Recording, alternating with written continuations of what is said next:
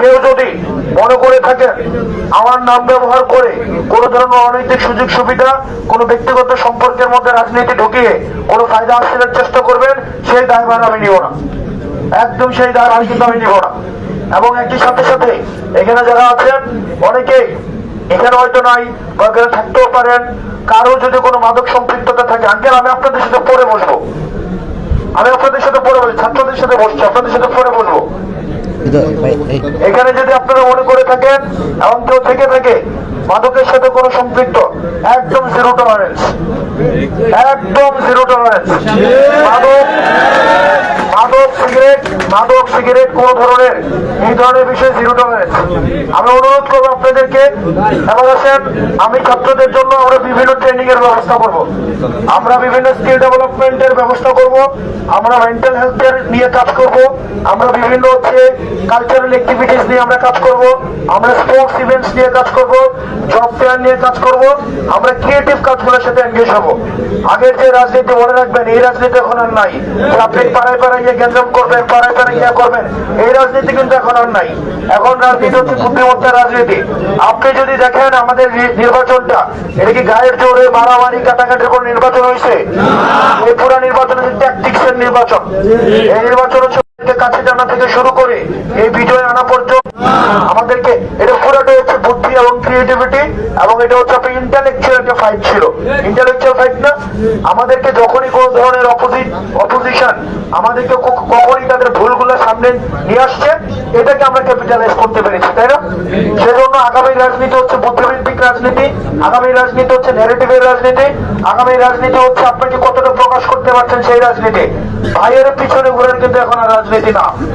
আপনি যদি মনে করেন আমার পিছনে ঘোরার রাজনীতি, এই রাজনীতি বিশ্বাস করেন, আমার বয়স 27, অনেকের বয়সের কাছাকাছি বয়স।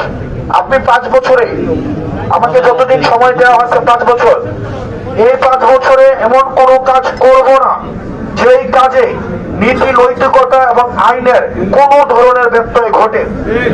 আপনারা বাইক ধরেন, আপনারা লাইসেন্স ছাড়া বাইক নিয়ে যাবেন, পুলিশের সাথে ঝামেলা হবে, আপনি আমাদের ফোন দিবেন ছাড়াতেন? No, impossible. আপনি কি লাইসেন্স ছাড়া বাইক চালাইতে বলছি কে? ধরেন আপনি যদি আমাকে এই কাজগুলোতে ব্যবহার করেন, আমাকে ইনভলভ করেন, আমি ছোট হইলাম না বড় হইলাম? আমি ছোট হবো না বড় হবো? আপনি বাজারে যাবেন, বাজারে গিয়ে তোলা তুলবেন, আমি ছোট হবো না বড় হবো?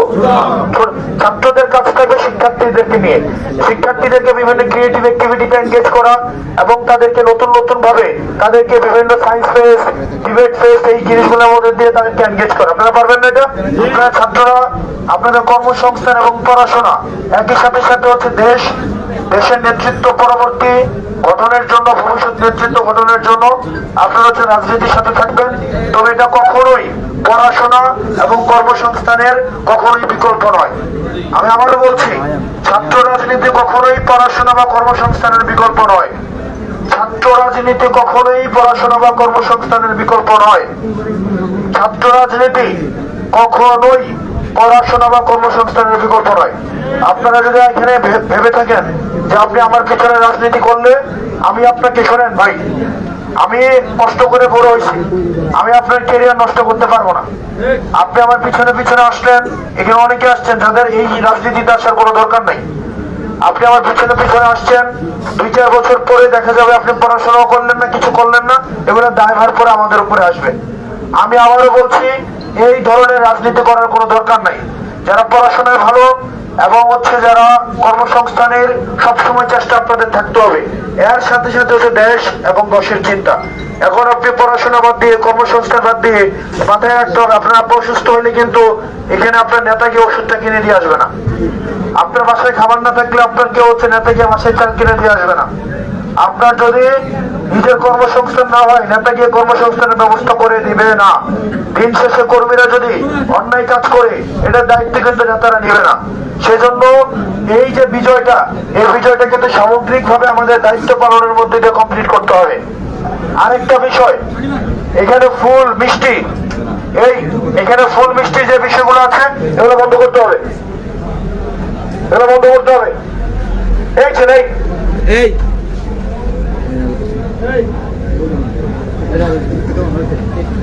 এখানে দেখেন আপনারা এই জিনিসটাকে ধীরে ধীরে 6 লাখ মানুষের দায়িত্ব এখন আমাদের উপরে, 6 লাখ যে আমাদেরকে ভোট দেয় না। এই পাশটায় সমস্যা কি ভাই? ভাই আমরা ছাত্রদের সাথে আগে বসি, তারপর ভাই আপনাকে বললাম ছাত্রদের সাথে বসি, তারপর আপনার সাথে বলবো। আপনি আমার ভিতরে ঢুকছেন। এই গেটটা ধরেন তো, গেটটা দিয়ে লক করেন।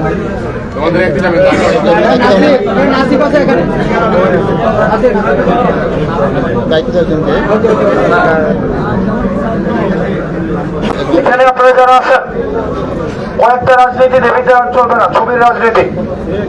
এখানে আপনারা যদি মনে করেন আমার সাথে ছবি তোলা, এটা আমি আপনার সাথে আগের থেকে এখন আরো বেশি স্ট্রিক্ট হইতে হবে। আমার সাথে কোনো ছবি তোলা যাবে না, একদম এটা আপনাদের মাথায় রাখতে হবে, কোনো ছবি তোলা যাবে না। মানে ধরেন আমার সাথে ছবি তুলবেন, এই ছবি স্বাভাবিক ভাবে আপনার প্রতি, ব্যাপারটা এমন না যে আমার সাথে ছবি বেশি মানে হচ্ছে আপনার প্রতি মানুষের এক্সপেকটেশন তৈরি হবে, আপনার কাছে তদবির নিয়ে আসবে, আপনার প্রতি মানুষের ইয়া তৈরি হবে, এবং আপনার নিজের মধ্যেও এক ধরনের ইয়া তৈরি হবে। আপনি নিজেও, আমরা দিন শেষে আমাদের মধ্যে হিংসা প্রতিহিংসা এই জিনিসগুলো আছে, সেই জায়গা থেকে আপনাদের আমি অনুরোধ করব, ছবির রাজনীতি কোনোভাবেই করা যাবে না।